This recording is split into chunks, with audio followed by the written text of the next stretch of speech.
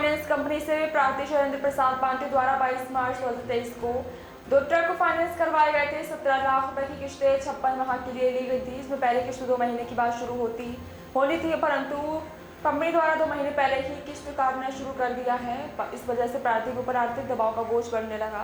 इसके बाद कंपनी द्वारा जमा किए गए चेक पर 18,32,000 की रकम जानकर बैंक में जमा करा दिया गया, जो कि बैंक से बाउंस हो गया। इसके पश्चात कंपनी द्वारा मानसिक रूप से प्रताड़ित किया गया। इसकी शिकायत सिटी कोर्ट द्वारा दुर्ग के थाना प्रभारी महेश को दी गई है, परंतु मानसिक प्रताड़ना के विरुद्ध अभी तक कोई भी कार्रवाई नहीं की गई। प्रार्थी का कहना है कि लगातार चोलामंडलम फाइनेंस कंपनी की वजह से आर्थिक और मानसिक दबाव में चल रहा है।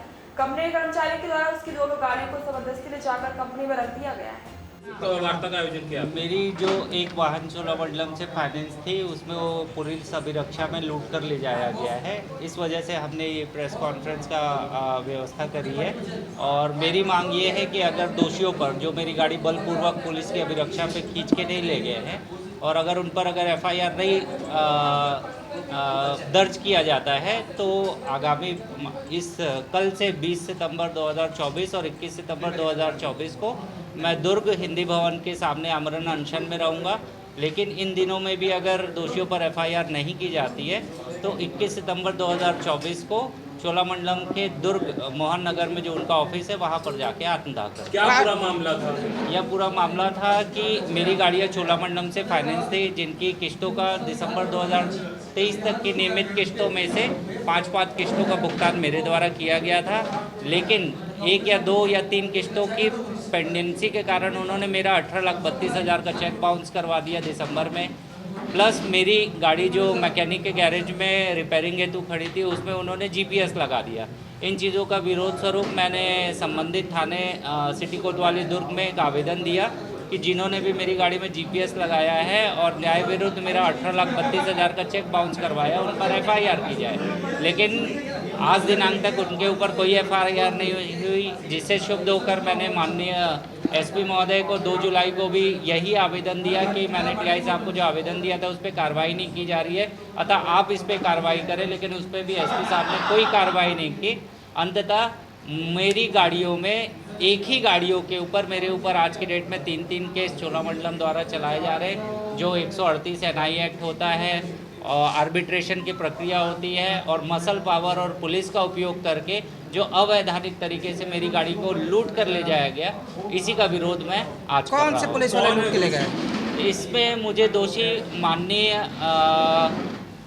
कहीं ना कहीं मुझे माननीय पुलिस अधीक्षक महोदय भी लगते हैं, जिनको पुलिस अधीक्षक तो लूटने नहीं आए। कौन पुलिस वाले लूटने आए थे? मेरी गाड़ी को भिलाई नगर सेक्टर 6 थाने का स्टाफ, वहाँ के माननीय TI तात्कालिक TI महोदय राजकुमार लहरे जी, उनके आदेश के परिपालन में जितने भी पुलिस अधिकारी वहाँ पर लूटने के लिए आए थे वो किसके आदेश से आए थे और किस आदेश के तहत मेरी गाड़ियों को उठाकर या लूट कर ले जाया गया है, इसकी मुझे विवेचना और जांच करके या संबंधित अभी कहा कि मामला दुर्ग थाने में दर्ज है, तो भिलाई नगर पुलिस कैसे आपको उठाते वहाँ लूट के ले आ सकती है? यह चोलामंडलम की एक दादागिरी कहे या उनकी मसल पावर कहे, जिसका वो दुरुपयोग पूरे देश में, मैं ही नहीं पूरे देश में थाना वही है, लेकिन भिलाई नगर की पुलिस कैसे लूट के ले गई? क्योंकि माननीय न्यायालय, मेरा घर भिलाई नगर थाने के अंतर्गत पड़ता है और माननीय न्यायालय से सिविल कोर्ट से एक आदेश पारित हुआ था जिसके तहत एक गाड़ी को सीज करने का अधिकार दिया गया था।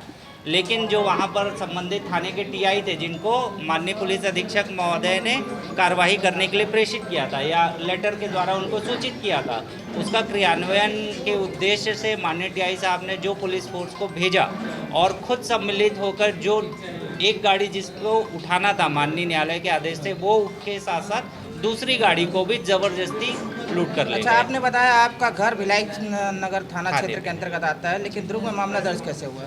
दुर्ग में मामला दर्ज होने के लिए मैंने आवेदन दिया था, जिस पर आज पर्यंत 9 महीना बीतने के बाद भी किसी भी तरीका का कोई एक्शन माननीय SP महोदय और संबंधित गाड़ी कहाँ से उठाई नहीं गया। गाड़ी मेरे घर के सामने सेक्टर 5 भिलाई से। दुर्ग में कैसे मामला दर्ज हुआ? दुर्ग में मामला दर्ज ही नहीं हुआ है। दुर्ग में मामला दर्ज करने की आवेदन दिया गया था संबंधित थाने को, आवेदन दिया गया था क्योंकि उस समय मेरी गाड़ी दुर्ग में खड़ी थी।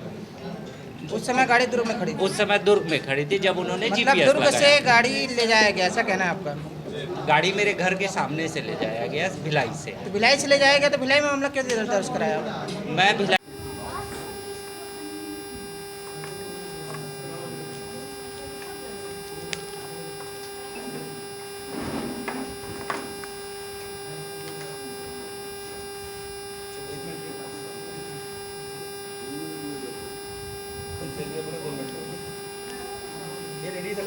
जी।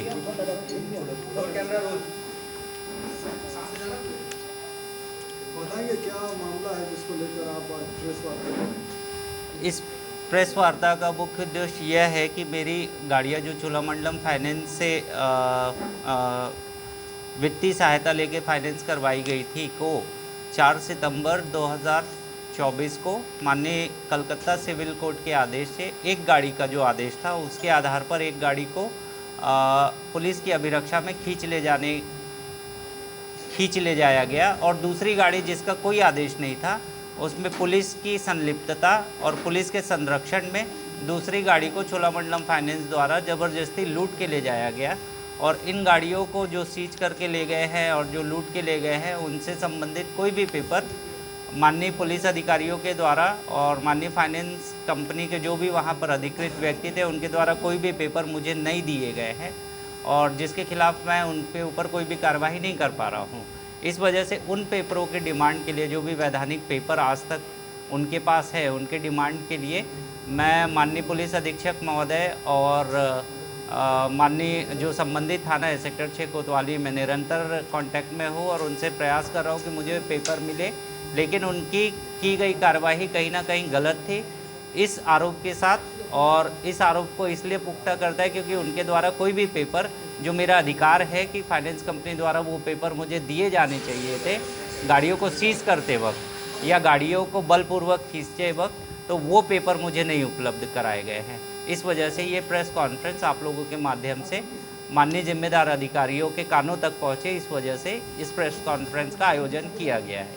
आपकी मांग पूरी नहीं होती तो क्या करेंगे? मेरी मांग अगर इन दोषियों पर अगर वो किसी भी तरीके से अगर मेरी दूसरी गाड़ी को लूट के ले जाने का अगर कोई भी पेपर अगर मुझे उपलब्ध नहीं करवाते हैं और उस पर अगर संबंधित थाना या माननीय पुलिस अधीक्षक महोदय अगर उस पर कोई भी कार्यवाही अगर नहीं करते हैं तो मुझे मजबूरन 19 सितंबर 2024 यानी कल से 19 सितंबर और 20 सितंबर को दुर्ग हिंदी भवन के सामने मैं अमृतसर में रहूँगा और उसके बावजूद भी अगर वो गहरी नींद से माननीय अधिकारीगण नहीं उठते हैं तो मजबूरन 21 सितंबर 2024 को मैं चोलामंडलम ऑफिस में जाकर आत्मदाह करूंगा। और इसकी सूचना मैंने अभी कुछ देर बाद इस प्रेस कॉन्फ्रेंस के तुरंत बाद माननीय मुख्यमंत्री महोदय को, माननीय गृह मंत्री महोदय को, माननीय पुलिस महानिदेशक महोदय को और माननीय सांसद महोदय दुर्ग जिले को मैं रजिस्टर्ड डाक के द्वारा भेजकर सूचित करूंगा। अपना परिचय दें। मेरा नाम शैलेंद्र प्रसाद पांडे है और मैं sector 5 street 14 house number 2C Bhilai में निवास करता हूँ।